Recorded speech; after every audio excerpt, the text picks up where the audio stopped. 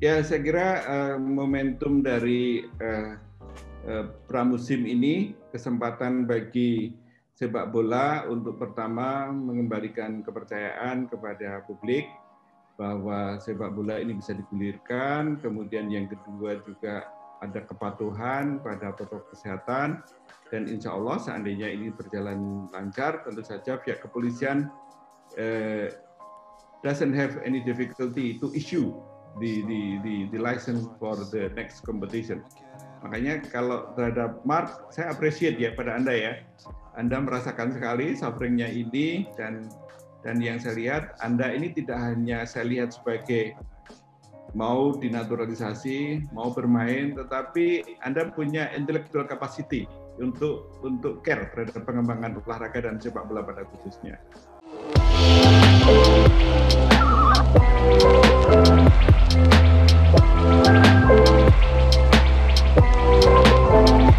Bapak sudah bertahun-tahun mengurusi olahraga dan salah satunya sepak bola. Menurut Bapak, apa yang menarik dari mengurusi sepak bola? Ya, thank you Mark, thank you for your invitation. Jadi yang menarik langsung aja kami pada to the point. Pertama, sepak bola ini kan olahraga yang paling populer di Indonesia. Jadi makanya pada saat Pak Menpora, the existing Minister of Youth and Sport, pertama kali diumumkan oleh Bapak Presiden itu di akhir bulan Oktober tahun 2019. Tentu semua rakyat Indonesia masih ingat ucapan atau statement dari Pak Jokowi adalah Pak Zainuddin Amali, bola, sepak bola, sepak bola. Jadi poinnya adalah tolong Pak Menpora, sepak bola betul-betul harus diurusi secara serius. Dan alhamdulillah beliau luar biasa sekali. Makanya kemarin saya masih ingat karena saya mendampingi beliau day by day gitu. Beratnya hours by hours untuk sampai kemudian keluarnya izin dari Pak Kapolri kepada PSSI. Dan uniknya baru pertama kali ini izin untuk keramaian untuk pertandingan itu diberikan tidak langsung kepada PSSI, biasanya langsung dari kepolisian kepada PSSI, tapi ini melalui Pak Menpora. Ini menggambarkan betapa krusialnya, betapa pentingnya peranan Menpora. Nah, kembali kepada pertanyaan Mark tadi, ya ini adalah olahraga paling populer dan saya masih ingat pada saat waktu itu Mark sudah ada belum ya pas pembekuan PSSI ya tahun 2015. Pada saat pembekuan kan saya ada bersama Pak Menpora yang dulu ya, Pak Imam Nahrawi. Begitu dibekukan, itu hebohnya luar biasa. Saya dibully banyak sekali, Pak Imam dibully banyak banget. Dan poinnya adalah kami betul-betul merasakan betapa dahsyatnya sepak bola bagi sebagian besar rakyat Indonesia. Itu yang paling penting. Yuk, please. Bagaimana suka dukanya mengurusi sepak bola? Saya anggap itu sudah resiko ya, suka dukanya ya, karena saya sadar bahwa sepak bola ini olahraga yang paling populer, sehingga harus hati-hati dalam mengambil sikap. Tentu saja itu keputusan akhir di kami, ada di Pak Menpora. Kami hanya memberikan masukan, sehingga kami harus super hati-hati dan mempertimbangkan banyak faktor. Tempo hari pada saat menjelang munculnya perizinan itu, kami banyak bicara dengan Pak Menteri, kemudian beliau mengatakan sebentar Pak Ses, kita harus betul-betul hati-hati. Begitu kemudian ada pergantian Kapolri, Pak Menteri mencoba untuk masuk dengan referensi yang sudah kami siapkan, dan alhamdulillah luar biasa. Pak Menpora ini piawai sekali sebagai seorang politisi, seorang tokoh di sebuah partai politik yang leading.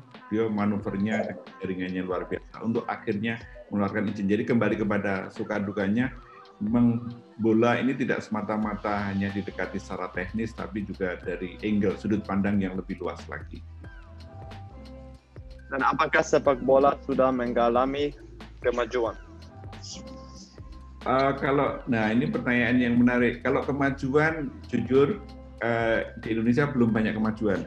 Sekarang peringkatnya saja sudah 173, ya, dan itu peringkat yang buruk Artinya negara-negara tetangga kita jauh di atas kita. Makanya kita berharap agar sepak bola ini betul-betul tidak hanya semata-mata kompetisi bisa digulirkan, tapi juga tata kelola di PSSI, kemudian kualitas kompetisi, kemudian kepatuhan kepada aturan FIFA itu harus betul-betul dibenahi.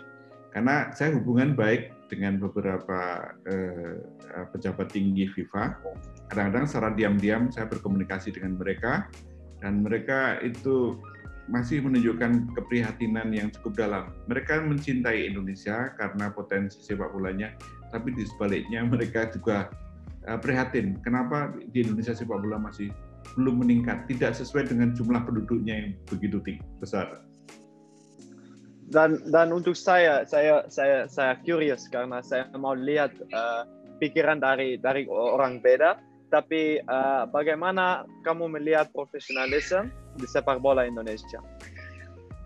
Ya, profesionalisme sepak bola di Indonesia itu belum lama beranjak berubah ya. Sebagai contoh, pada saat pembekuan PSSI itu kami baru mengetahui. Saya sendiri bukan mantan pemain bola, saya bukan mantan pengurus PSSI, bukan mantan pengurus klub. Pada saat menjelang pembekuan itu baru terungkap. Maksud sih pada umumnya klub waktu itu hanya baru ada satu klub yang contohnya punya NPWP. NPWP itu adalah dokumen kepatuhan terhadap kewajiban atau obligation, tax obligation. Itu baru satu klub saat itu.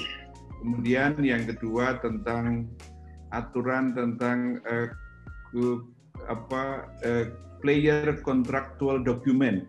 Banyak kejadian, misalnya seperti teman-temannya Mark dulu, misalnya mereka itu dikontrak di klub di Indonesia, ujung-ujungnya kemudian bermasalah, gajinya terlambat, kemudian bahkan ada yang kena sanksi dari FIFA, klubnya, dan yang paling buruk adalah pada saat pemain asing atau pemain lokal sekalipun juga sakit, maka kemudian recovery-nya nggak begitu bagus. Itu hanya contoh-contoh. Tapi alhamdulillah sejak tahun 2016 pelan-pelan berangsur-angsur sudah mulai agak membaik gitu. Tapi sekarang suasananya sudah mulai baik, tapi masih jauh dari standar dari FIFA. Ya, kalau klub masalah ya mungkin dengan gaji atau proses biasa, bagaimana kamu pikir itu biasa atau itu harus di-fix di waktu depannya? Ya, saya pernah membaca namanya aturan di FIFA. Di FIFA itu ada yang disebut club regulations atau semacam itu, bukan statuta tapi di bawah statuta. Jadi di situ diatur tentang di antaranya among other things tentang sistem penggajian, kemudian bagaimana masalah insurance, kemudian bagaimana tentang masalah seandainya ada dispute dan lain sebagainya. Nah, tentang penggajian itu kalau aturan di FIFA itu harus di depan, jelas. Kemudian bahkan harus ada semacam kayak performance bond, ada kayak jaminan. In case something happen, itu sudah tinggal ngambil dari performance bond-nya. Nah, saya nggak tahu contohnya misalnya kayak Mark dan lain-lain. Apakah dulu pernah kami hampir kami wajibkan, tetapi teman-teman mengatakan jangan, nanti tidak dianggap pemerintah campur tangan terhadap PSSI, dan itu kan it's forbidden kan ya, dilarang kan ya. Akhirnya kami nggak masuk ke area itu. Jadi kalau di Eropa atau di tempat Anda berasal di Belanda itu kan ada performance bond-nya. Sehingga kalau ada dispute, ada persoalan, itu tinggal ngambil dari apa yang sudah diatur di depan. Ya, makasih untuk visi begitu. Karena saya pemain dan saya mungkin juga orang pikir yang beda dari mungkin orang di luar. Karena saya pikir tapi itu beda dari football, tapi saya pikir itu di semua bisnis. Ada orang yang kerja, ada orang yang profesional untuk kerja, untuk profesionalisme. Dia harus ambil gaji setiap bulan, biasa. Itu juga dari FIFA itu instruksi. Tapi kita tahu mungkin di Asia dan juga di Indonesia itu di praktek di dalam profesi kita mungkin banyak hal yang beda dari struktur dari FIFA, dan mungkin untuk profesionalisme di negara ini mungkin susah untuk pemain dan juga untuk klub-klub untuk ambil infrastruktur yang bagus. Kamu setuju dengan masalah itu? Ya, jadi kalau bagi kami itu sebetulnya tidak perlu membeda-bedakan antar zona, antar kontinen atau antar negara, karena aturan FIFA itu bersifat general. Itu kan berlaku untuk semua member of FIFA, sehingga once itu sebuah negara itu sudah declare, sudah committed menjadi bagian dari FIFA, nggak boleh ada kemudian pengecualian. Oh enggak, di negara kami di kawasan kami harus seperti ini. Enggak, itu aturannya harus sama dengan FIFA. Sehingga kalau seandainya itu mungkin ada hal yang sifatnya itu berbeda, ya sampaikan saja kepada FIFA. Tetapi nggak boleh kemudian minta pengecualian leg spesialis seperti itu. Enggak. Jadi sama seperti sekarang ibaratnya saya selain di Kementerian Pemuda dan Olahraga kan saya bekerja juga di sebuah corporate ya. Di sana betul-betul kami sampaikan saya nggak mau menyebutkan corporate di mana, tapi intinya betul-betul itu karena sudah komitmen dengan aturan internasional itu berlaku sama. Nggak mau corporate di mana saya berada itu kemudian diberlakukan, oh enggak ini di Indonesia karena pandemi COVID. Enggak, semua negara juga kena pandemi COVID. Bagaimana dengan fasilitas dan infrastruktur di sepak bola? Ya, salah satu persyaratan di FIFA itu kan disebutkan tentang availability dari infrastruktur ya. Tapi kami sadar bahwa di Indonesia itu kan infrastruktur sepak bola, contohnya kayak lapangan atau stadion. Stadion itu mostly adalah miliknya pemerintah, khususnya local government ya. Klub kan sejauh yang saya ketahui belum ada yang punya stadion tersendiri. Beda misalnya kayak MU punya stadion di Old Trafford, kemudian di Liverpool punya Anfield gitu, atau kayak di Belanda gitu. Nah, kami sadar gitu. Makanya kalau itu kami bisa memahami, karena kalau itu meruntuh, kalau harus fulfill dengan aturan FIFA, kasihan klub-klub belum ada yang punya stadion. Makanya pemerintah menyediakan stadionnya yang ada. Itu satu. Kemudian yang kedua adalah tentang di luar itu kan juga ada lapangan untuk latihan. Nah, lapangan untuk latihan ini juga sangat terbatas sekali. Makanya pemerintah mendorong agar fasilitas ini untuk sementara disediakan oleh pemerintah. Idealnya nantinya for the long time being itu nanti harus disediakan oleh klub. Tapi nggak apa-apa. Ini keterbatasan financial dari klub itu sangat dipahami. Saya pikir di Indonesia talent development yang penting sekali, karena talent develop the next generation, dia harus membawa Indonesia negara ini ke level yang lain, ke level lebih tinggi. Bagaimana kita bisa support dia untuk development? Karena kita tahu mungkin situasi sama seperti ini, mungkin talentnya dari masih muda sekarang tidak bisa tinggi karena kita tidak adaptasi. Bagaimana kita bisa membantu dia? Ini pertanyaan yang menarik. Ada sebuah cerita ya, itu kurang lebih sebelum pandemi COVID. Saya ketemu dengan seorang presiden director sebuah klub di Eropa. Datang ke Jakarta, datang ke sebuah hotel, kemudian ketemu dengan saya diundang oleh Coach Indra Safri. Kita ngobrol-ngobrol, saya sebutlah, itu yang datang itu adalah punya Iki Maulana di Lech Gdańsk, Polandia. Itu datang, kemudian saya diundang oleh Coach Indra Safri, dan Mr. Adam, presidennya Lech Gdańsk itu mengatakan, Mr. Gatot, it's unfortunately I have to let you know that the talent development Indonesia is too late gitu. Saya kaget gitu. Tapi juga paham gitu. Egy Maulana itu dianggap sudah too old gitu. Dan kebetulan saja ada Egy Maulana, ada Wita dan sebagainya. Tapi poin yang ingin disampaikan adalah supaya pengembangan untuk talenta atau akademi itu harus umurnya agak lebih awal. Misalnya selevel kayak di sini kan istilahnya SMP atau junior high school, kayak di Eropa lah gitu. Kalau mengembangkannya dari SMA itu terlalu tua, itu satu. Kemudian yang kedua, keberadaan atau backup dari sport science itu juga lemah. Kemudian gizi juga lemah. Kemudian banyak faktor lagi yang akhirnya konklusinya adalah harus dirubah ulang, diredesain untuk pengembangan pembinaan usia dini. Sehingga kalau enggak, akibatnya ya akan muncul hanya ada satu Egy Maulana atau Witan dan sebagainya. Kemudian dampak yang kedua, ada kesalahan yang cukup struktural. Pada umumnya kan Mark tahu di sini kan banyak SSB ya, banyak sekolah-sekolah sepak bola. Itu mereka ada kecenderungan dreaming dari orang tua, dreaming dari pelatih itu kalau bisa you should be the winner. Pada saat usia muda harus jadi juara. Akibatnya apa? Cedera. Kemudian belum saatnya sudah ada kejenuhan. Nah, beda dengan di Eropa yang Anda lebih tahu, ada balancing antara sport as entertainment dengan sport as achievement. Akibatnya begitu dia masuk di pemain senior atau elit udah ada kejenuhan gitu.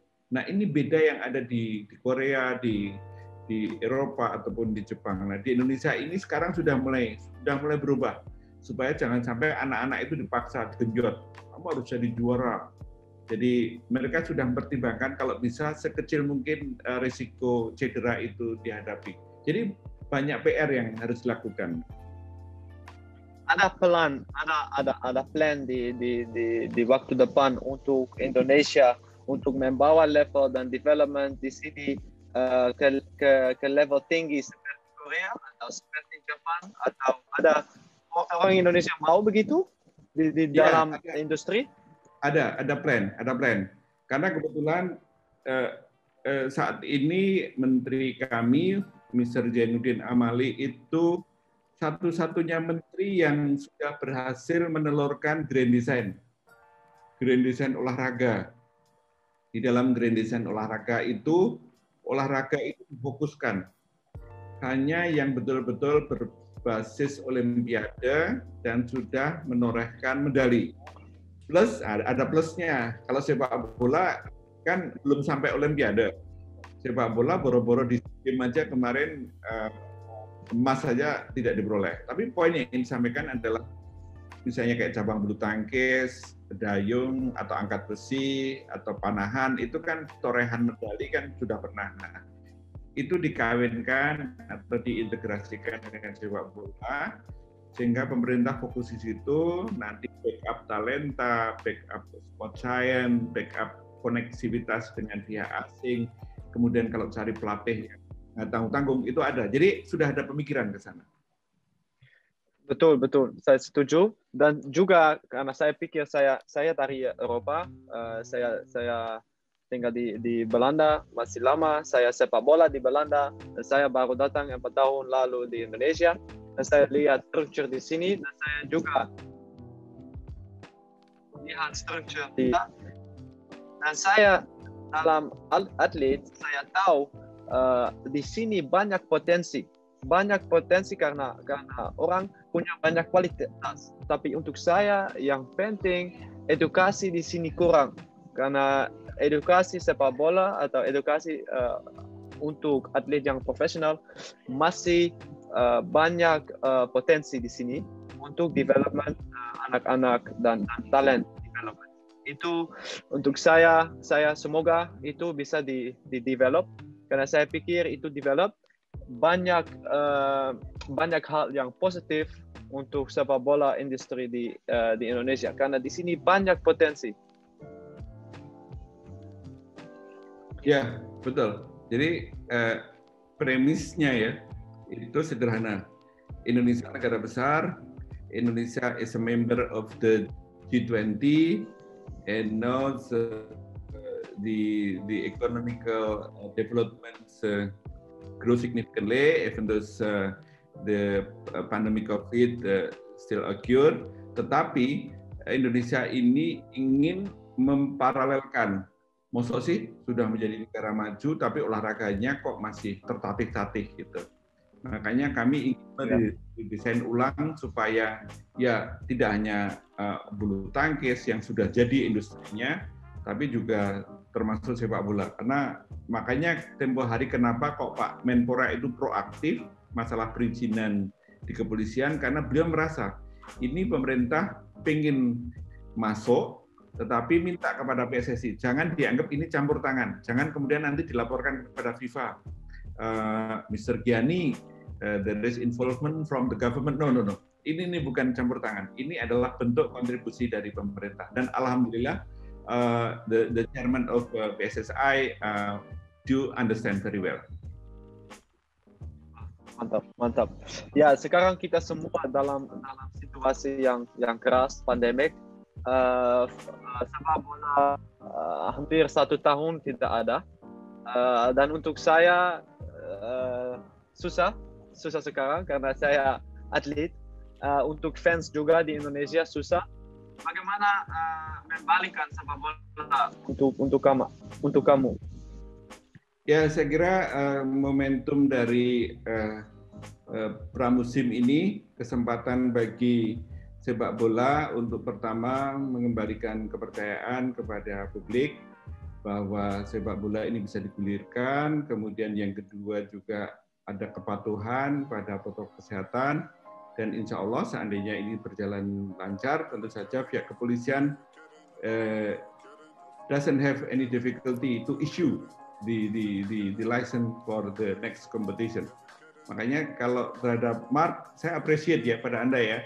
Anda merasakan sekali suffering-nya ini, dan yang saya lihat Anda ini tidak hanya saya lihat sebagai mau dinaturalisasi, mau bermain, tetapi Anda punya intellectual capacity untuk care terhadap pengembangan olahraga dan sepak bola pada khususnya.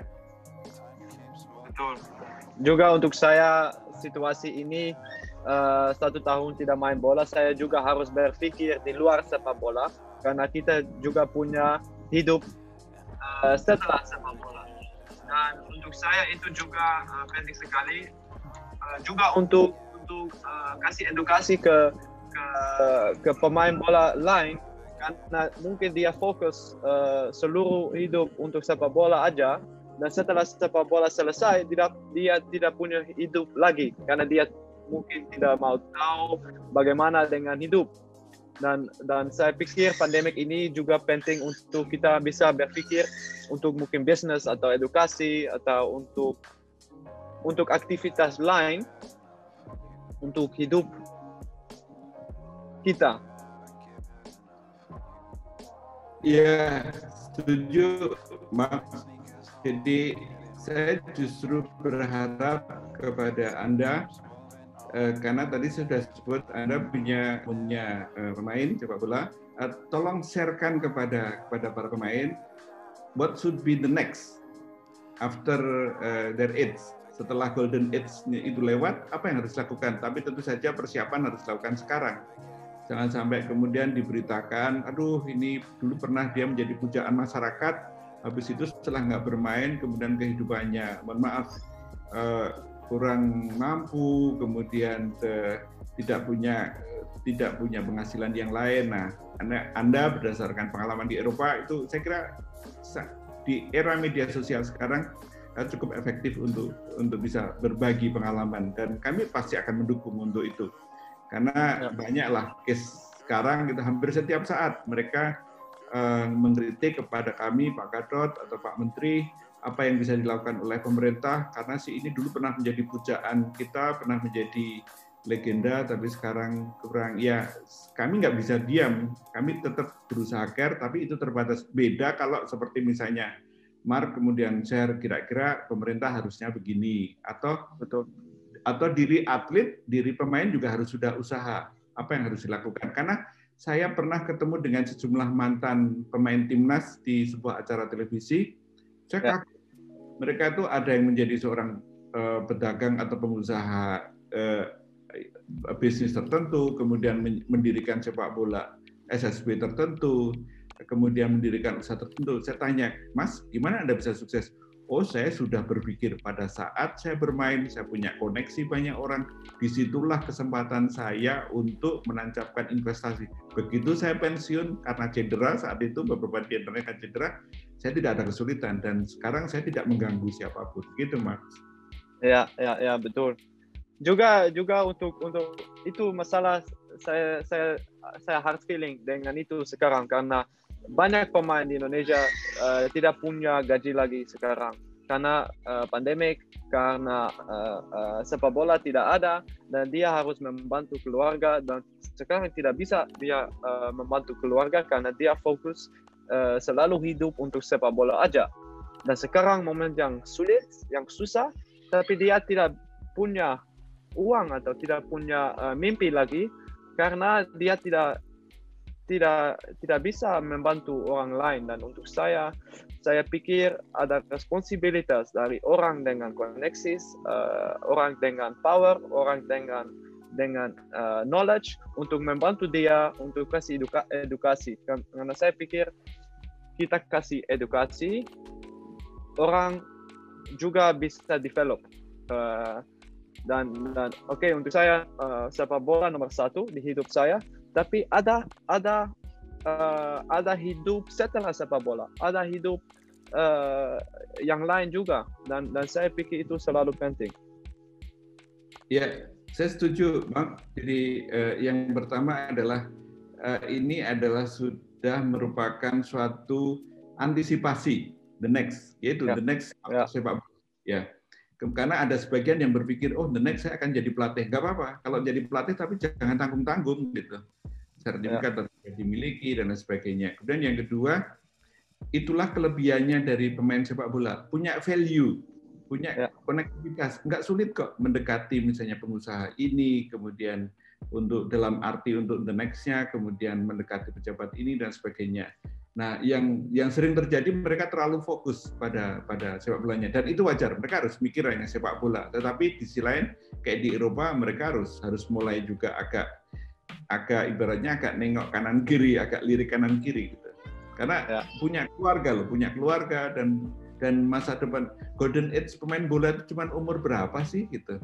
Rata-rata setelah 35 atau setelah 40 udah mereka nggak ada pilihan lain. Mana mungkin mereka bermain di lapangan rumput gitu. Ya, betul. Mengapa sangat penting membalikkan sepak bola untuk Bapak? Ya, karena tadi saya katakan sepak bola itu punya multiple purpose. Jadi pertama sebagai hiburan, kedua sebagai ini untuk meningkatkan prestasi, dan yang ketiga adalah sebagai means to unite the nation. Gitu. Kami pernah ingat waktu itu, nggak tahu ya, di Jakarta tahun 2016 itu suasana politik sangat gaduh karena menjelang di local election for the governor of Jakarta. Nah, tiba-tiba kemudian di bulan Desember ada pertandingan untuk AFF. Indonesia melawan Vietnam di Stadion Pakansari, kemudian Indonesia melawan home-nya melawan Thailand. Pada saat stadion berlangsung, itu ada seorang tokoh politik itu duduk di samping saya di VIP. Dia mengatakan, Pak Gatot, betapa indahnya sepak bola. Coba lihat di sebelah sana, di Stadion Pakansari. Merah putih berkibar luar biasa. Kemudian, padahal suasana di Jakarta sedang panas sekali gitu. Itu menggambarkan olahraga di antara sepak bola itu bisa mempersatukan semuanya. Gitu. Nah, samalah di Eropa juga sama, di Asia, di Afrika, di Amerika. Nah, itulah kenapa Pak Menteri itu sangat gigih. Di tengah-tengah misalnya ada kegaduhan, olahraga sepak bola lah yang mungkin di antaranya yang bisa mempersatukan kita semua. Dan yang paling pokok ini, Mark, aspek multiplier efek dari ekonomi. Anda tahu, sepak bola nanti kondisi normal, misalnya bisnis perhotelan, bisnis traveling, akomodasi, kemudian produksi aparel, kemudian juga semuanya logistik itu terkena. Tetapi kalau nggak ada apa-apa, mati itu semua. Karena kemarin APS memberikan data kepada kami ada 3,3 triliun yang tidak bisa di-trigger gara-gara nggak ada pertandingan sepak bola. Betul, setuju. Tapi kenapa proses untuk bola kembali lama sekali di Indonesia? Karena kita sudah lihat negara lain sudah kembali, dan saya juga tahu kultural di sini ada banyak politik juga. Tapi untuk saya dan mungkin banyak atlet atau banyak orang di luar negeri tidak tahu kenapa politik dan sepak bola harus bersama di Indonesia. Ya, itu pertanyaan yang menarik. Sebetulnya nggak ada kaitannya dengan politik ya kemarin ya. Itu semata-mata hanya karena melihat atau mempertimbangkan dari kondisi masyarakat. Jadi nggak usah jauh-jauh lah. Mark sekarang tinggal di sebuah daerah tertentu sementara waktu sebelum bermain nanti dengan Persija, atau apa yang kami lihat lah di Jakarta City. Kadang-kadang masyarakat itu kepatuhan terhadap protokol kesehatan itu masih jauh dari harapan. Misalnya diminta untuk pakai masker aja kadang-kadang nggak pakai. Diminta untuk physical distancing tidak dilakukan. Diminta untuk kemudian mereka tidak berkerumun tapi tetap saja gitu.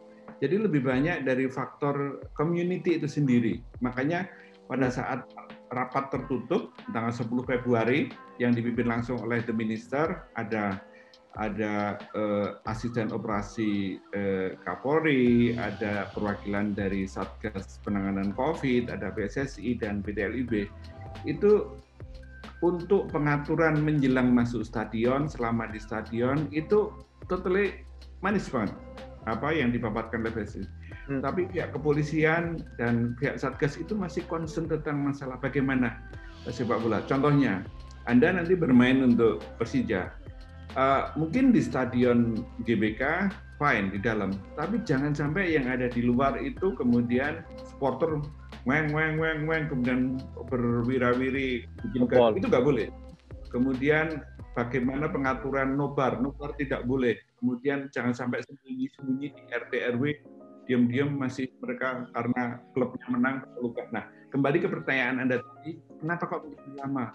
Karena kepatuhan masyarakat masih belum bisa meyakinkan kepada otoritas polisi bahwa itu bisa nanti diatur. Tapi setelah dari waktu ke waktu, meskipun ini tren COVID masih tinggi ya, itu kami bisa juga Pak Menteri turut membantu meyakinkan. Siapa tahu gara-gara sepak bola itu imunitas masyarakat juga tumbuh karena mereka punya hiburan. Tiap hari kan kadang-kadang kejenuhan kan tinggi. Siapa tahu dengan nonton bola itu ada kepatuhannya itu tinggi. Sampai ada istilah di kami, karena saya pernah tinggal lama kan di Jerman ya, saya 2 tahun di Jerman. Kadang-kadang kalau ada masyarakat itu tidak menggunakan masker gitu. Aduh, Selawi, that is Indonesia gitu. Ya udahlah gitu. Itu harus sesuatu yang sangat memprihatinkan. Tapi di Liga Inggris, di Liga Jerman, di Liga Vietnam juga COVID sama seperti Indonesia, masih banyak orang infeksi semua. Tapi dia sudah main tapi tidak ada supporter. Tapi dia sudah main karena ekonomi harus. Kenapa Indonesia tunggu? Karena situasi mungkin sedikit sama dengan COVID. Iya, jadi COVID-nya di Inggris malah lebih parah daripada di Indonesia kan, sampai beberapa kali lockdown. Di kita enggak. Kemarin itu pihak kepolisian itu tidak mau ambil risiko karena masyarakat kita tuh masih bener nggak? Karena nggak usah jauh-jauh. Mark mungkin di sebuah tikungan tertentu ada Pak Ogah kan, minta uang itu. Pak Ogah ngambil uang tapi nggak taunya maskernya nggak dipakai. Itu lebih banyak sosial faktor saja. Jadi itu akhir-akhir ini meskipun COVID masih tinggi, ada PSSI dan pemerintah bisa meyakinkan pihak kepolisian ternyata bisa. Bahkan sebaliknya pihak kepolisian lah yang tempo hari pada saat pertemuan tertutup itu menyarankan kepada Pak Menpora, tolong Pak Menpora, kami berharap agar para pemain Liga 1, Liga 2 ini yang pertama kali atau di awal yang harus dilakukan vaksinasi. Makanya seminggu yang lalu kan muncul statement dari kami itu diprioritaskan. Jadi kembali ke tadi, setelah mempertimbangkan bahwa kayaknya nggak bisa nunggu sampai COVID berakhir, lebih baik di tengah jalan itu pertandingan diizinkan. Gitu, Mark. Dan objektif dari Menpora selain untuk pramusim, objektif apa dari Piala Menpora sekarang? Ya, ada hal yang menarik pada saat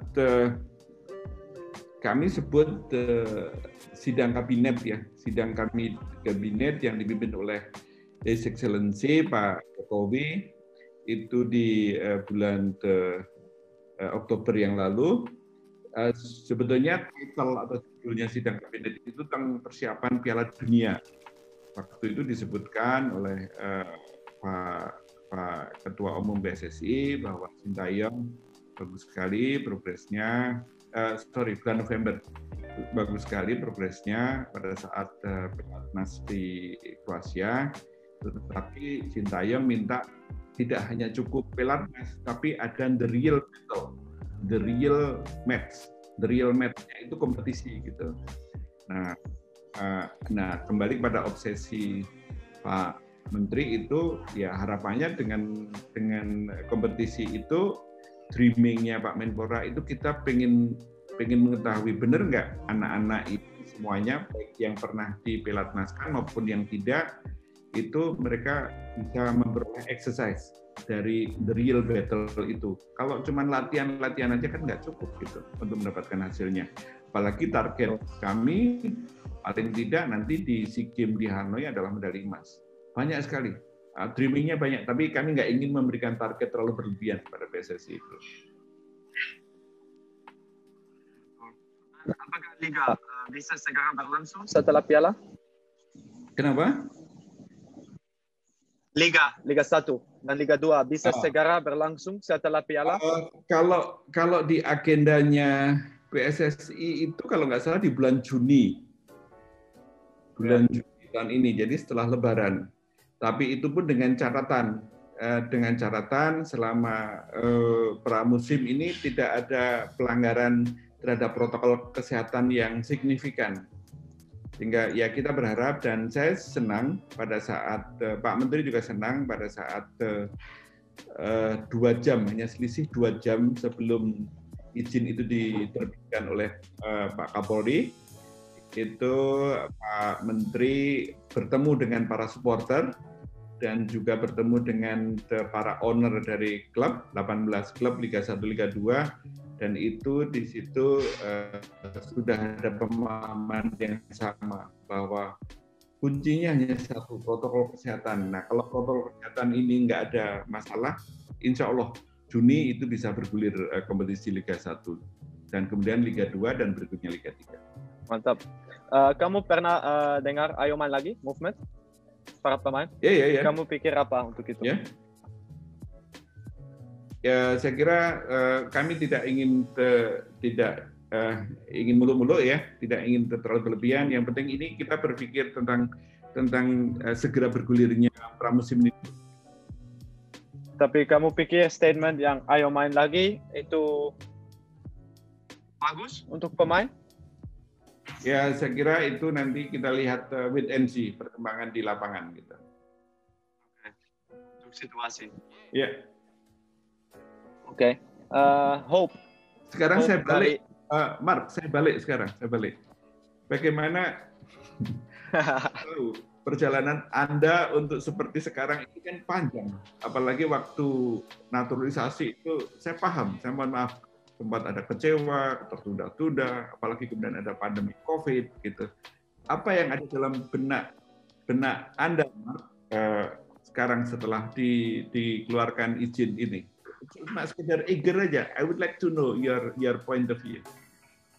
Ya, untuk saya sudah 20 tahun mungkin saya orang atlet. Saya orang sepak bola. Dan sekarang tahun lalu susah karena 1 tahun saya tidak atlet lagi. Saya orang beda. saya tidak bisa sepak bola. Saya orang di rumah aja. Saya orang family man mungkin.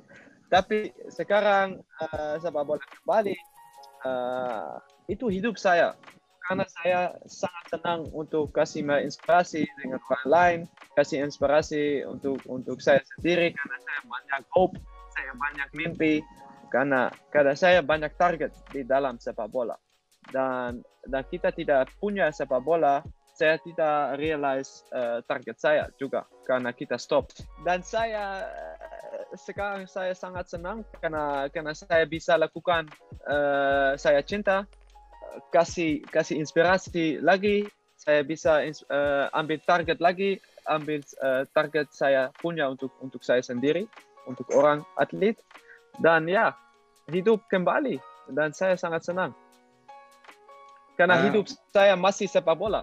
Ya, Mang, sering nggak berinteraksi, kontak-kontakan, WA-WA-an dengan teman-teman pemain asing yang di sini yang mungkin mengeluh hal yang sama meskipun ya akhirnya the dreaming come true seperti sekarang. Masih sering kontak-kontakan sama pemain-pemain asing yang ada di Liga 1? Banyak, Pak, banyak. Tapi banyak sudah keluar juga sekarang karena situasi tidak bagus. Dia sudah kembali ke negara dia atau main di negara lain. Tapi ya masih kontak karena saya sebelumnya juga pemain asing dan saya punya banyak kontak dengan asing lain. Tapi sekarang saya tinggal di Indonesia, tapi dia banyak kontak saya di WA, bagaimana, ada news, kapan liga kembali, mungkin Mark Klok mungkin tahu apa di dalam, dan ya dia sering kontak saya. Oke, tapi frankly, I would like to let you know the truth that ini bukan karena acara Anda ya, tapi saya appreciate pada Anda. Anda sabar, bahkan saya tahu bagaimana up and down perasaan Anda pada saat menjelang naturalisasi, tetapi kesetiaan Anda pada merah putih, saya angkat topi setinggi-tingginya, Mas. Gitu. Makasih banyak. Nah, saya kembalikan kepada Anda. Mau tanya apa lagi, Monggo silakan. Iya, sedikit lagi untuk Bapak melihat itu hope untuk Indonesia football apa? Ya, harapannya sangat sederhana. Pertama adalah kembali kepada harapan Bapak Presiden. Tadi saya katakan di awal kepada Pak Menteri Pak Zainuddin Amali, bola. Itu berarti poinnya KPI jadi key performance indikatornya menteri saya itu ya sepak bola itu gitu. Itu yang paling pokok ya. Tentu saja beliau juga harus pikir pemuda dan olahraga pada umumnya. Itu satu. Kemudian yang kedua, ini dengan adanya bergulirnya pramusim, bergulirnya insya Allah kompetisi, berharap pembenahan bisa berlangsung dengan baik karena hubungan antara pemerintah dengan PSSI juga sekarang alhamdulillah bagus. Nah, kemudian yang ketiga, kita juga pengen memberi kesempatan agar sepak bola ini sebagai salah satu indikator untuk bergulirnya kembali sektor ekonomi itu juga bisa muncul, dan yang paling pokok ini tunjukkan kepada kami, kepada pemerintah dan kepada publik bagaimana nanti di SEA Games itu.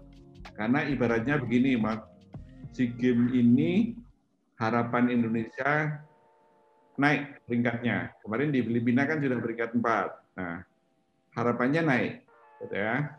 Nah, akan lebih elok lagi Kalau itu kami semua dihadiahi medali emas. Bahkan kami sudah menskenariokan seandainya medali emas dari bola itu bisa diperoleh, ya pengennya sih kita di SEA Games itu kita juara runner up lah. Kalau juara umum nonsen, sulit, apalagi ada Vietnam ya.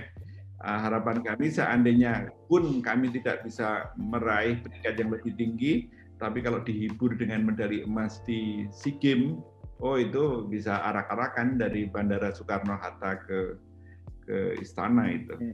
Nah, yang terakhir, yang paling pokok, Pak Menteri itu punya dreaming, karena Menteri kan terbatas durasi di kabinetnya hanya 5 tahun. Beliau itu pengen selama beliau menjadi Menpora, fondasi dasar-dasar untuk kebijakan di bidang olahraga, khususnya sepak bola itu sudah diletakkan. Nanti siapapun yang menjadi the next minister itu tinggal melanjutkan saja. Jadi beliau sangat terbuka, bahkan saya pun tetap diminta untuk berinteraksi dengan FIFA. Hanya saja saya nanti akhir Oktober ini harus sudah off sebagai Secretary of the Ministry, saya harus off karena usia saya sudah 60 nanti. Tetapi selama saya masih menjadi sekretari, saya diminta tetap berkoordinasi dengan AFC, karena hubungan saya dengan AFC juga baik banget. Kemudian dengan FIFA saya juga diminta untuk mengupdate kira-kira kebijakan apa yang harus ditempuh oleh Indonesia yang inline dengan FIFA. Gitu. Mantap. Bagaimana pikiran untuk ini question terakhir? Bagaimana kamu pikir untuk anak muda atau atlet Indonesia main di luar negeri? Ya,